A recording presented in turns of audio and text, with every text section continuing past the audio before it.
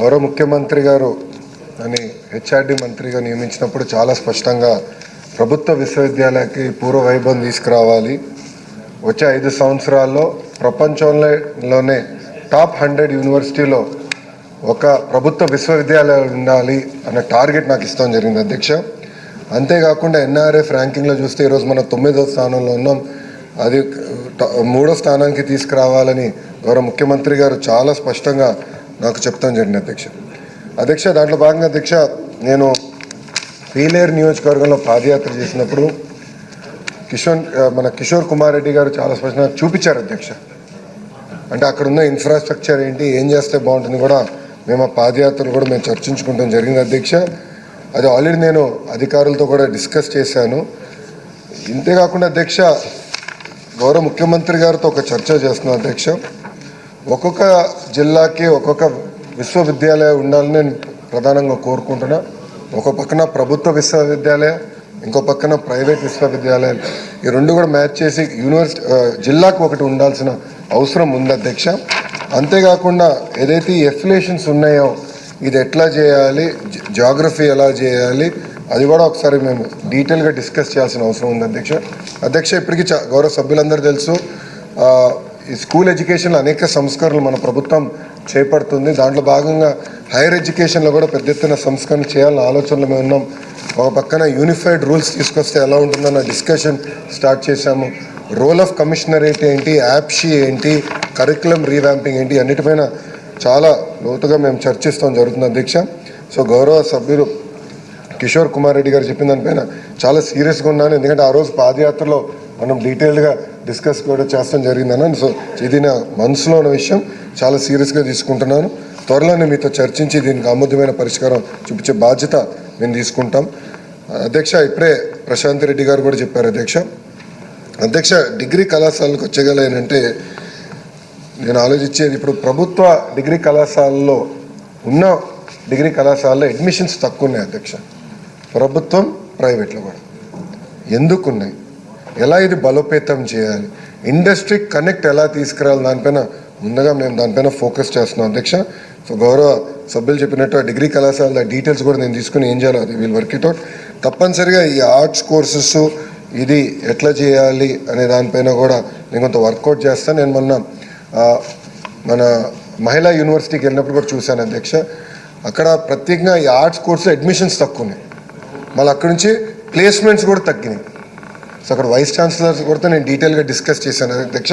Industry connect అనేది చాలా చాలా అవసరం. కేవలం computer science or computer based electronics కాకుండా మిగతా కూడా ఇండస్ట్రీ కనెక్ట్ తీసుకురావాలి, ప్లేస్మెంట్స్ ఎట్లా పెంచాలి దానిపైన కూడా మేము సీరియస్గా డిస్కస్ చేస్తాం జరిగింది అధ్యక్ష. ఎయిడెడ్ పాలసీ గురించి కూడా మేడం గారు చెప్పారు అధ్యక్ష. రెండు నిమిషాల్లో పూర్తి చేస్తాం, వచ్చే టైం ఇవ్వాలి అధ్యక్ష. ఇది ఇష్యూ పైన అధ్యక్ష, ఎయిడెడ్ విషయం పైన మనం ప్రతిపక్షంలో ఉన్నప్పుడు పెద్ద ఎత్తున పోరాటం జరిగింది అధ్యక్ష. ఆనాడు ఎయిడెడ్ వ్యవస్థని మేము రద్దు చేస్తున్నాము అని ఏకపక్షంగా ప్రభుత్వం తీసుకుంది. ఎయిడెడ్ కళాశాలలో పెద్ద ఎత్తున విద్యార్థులు ప్రజా సంఘాలు ధర్నా చేస్తుంటే పోలీస్ సోదరుల్ని డిగ్రీ కళాశాల లోపల పంపించి పిల్లలపైన ఆనాడు లాఠీచార్జ్ చేశారు అధ్యక్ష. నేను ఆ రోజు ఎమ్మెల్సీ అధ్యక్ష, నేను కౌన్సిల్లో మాట్లాడాను. ఎంతోమంది గొప్ప వాళ్ళు ఎయిడెడ్ కళాశాల నుంచి బయటకు వచ్చారు. విశ్వవిఖ్యాత నటసార్వభౌమ స్వర్గీయ నందమూరి తారక రామారావు గారు కూడా ఎయిడెడ్ కళాశాలలో చదివిన వ్యక్తి అధ్యక్ష. సో ఎయిడెడ్ని మనం అదే ఇట్లా విస్మరిస్తాం కరెక్ట్ కాదని ఆనాడు పోరాడాం. ఆ పోరాటం చేసాం కనుకనే 3 ఆప్షన్స్ ఇచ్చారు. అంటే మీరు ఎయిడెడ్ నుంచి బయటకు వెళ్తారంటే ఒక ఆప్షను, లేదంటే సూడో బ్యాలెన్స్గా ఉంటారంటే ఒకటి, లేదంటే ఎయిడ్ కంటిన్యూ చేయాలని. బట్ అప్పుడు కూడా బలవంతం చేసి మీరు ఎయిడ్ మటుకు అడగద్దని చెప్పారు అధ్యక్ష. సో దీనికి కూడా శాశ్వతమైన పరిష్కారం చేయాల్సిన అవసరం ఉంది. దానిపైన మేము డిస్కస్ చేస్తున్నాం. ఎయిడెడ్ కాలేజ్కి ఒక పాలసీ తీసుకురావాలి. ఎందుకంటే అధికారులు కూడా ఎక్కువ సమయం ఈ కంటెంప్ట్ ఆఫ్ కోర్టుకి వెళ్తున్నారు. ఆ పరిస్థితి వచ్చేసింది. ఎందుకంటే ఎయిడెడ్ అంతా గందరగోళం అయిపోయింది వ్యవస్థ. ఒక పాలసీ లేదు, ఇంకో పాలసీ తీసుకురావాలి లక్ష్యంతో మన ప్రభుత్వం పనిచేస్తుందని గౌరవ సభ్యురాలు తెలుపుకుంటూ అధ్యక్ష, ఇది యూనివర్సిటీ వేకెన్సీస్ గురించి కూడా మేడం గారు ప్రస్తావించారు. నేను ప్రిపేర్ అవ్వలేకపోయినా నాకు ఉన్న ప్రిలిమినరీ ఇన్ఫర్మేషన్ పైన అధ్యక్ష, యూనివర్సిటీలో అసిస్టెంట్ ప్రొఫెసర్స్, అసోసియేట్ ప్రొఫెసర్స్ చూస్తే టోటల్ శాంక్షన్ పోస్ట్ 4330, దాంట్లో working 1048, vacancies 3282 as of today vacancies అని 1 man కమిటీ రిపోర్ట్ వచ్చిన వెంటనే ఆ వేకెన్సీస్ మేము ఫిల్ చేస్తాము. అంతేకాకుండా చిన్న కోర్టు కేసులు కూడా ఉన్నాయి. అది త్వరితగతిగా ఆ కోర్టు కేసు కూడా మేము రిజాల్వ్ చేసుకుని తప్పనిసరిగా ఈ వేకెన్సీస్ ఫిలప్ చేస్తాం అధ్యక్ష. ఎందుకంటే ఈ వేకెన్సీస్ కూడా ఎన్ఐఆర్ఎఫ్ ర్యాంకింగ్స్ మన ప్రభుత్వ విశ్వవిద్యాలయాలు ఇంప్రూవ్ అవ్వాలంటే ఈ వేకెన్సీస్ కూడా భర్తీ చేయాల్సిన బాధ్యత ఉంటుంది. ఇది తప్పనిసరిగా చేపడతామని గౌరవ సభ్యులకు చెప్పుకుంటూ నేను సెలవు తీసుకుంటున్నాను అధ్యక్ష. సప్లిమెంటరీ ఇంకా ఆన్సర్ వచ్చింది వాళ్ళకి టైం కూడా ఓకే. పోస్టులు కోర్టుల ద్వారా తెస్తామన్నారు. ఆ పోస్టులన్నీ లక్షలకు అమ్మేస్తున్నారు సార్. దయచేసి ఎయిడెడ్ పోస్టులు ఇచ్చేటప్పుడు కూడా మన రిక్రూట్మెంట్లో నుంచే పోస్టులు అలొకేట్ చేసేలాగా ఉంటే ఈ అవినీతి తగ్గిపోతుందేమో ఆలోచన చేయమని మంత్రి గారిని కోరుతా ఉన్నాను సార్.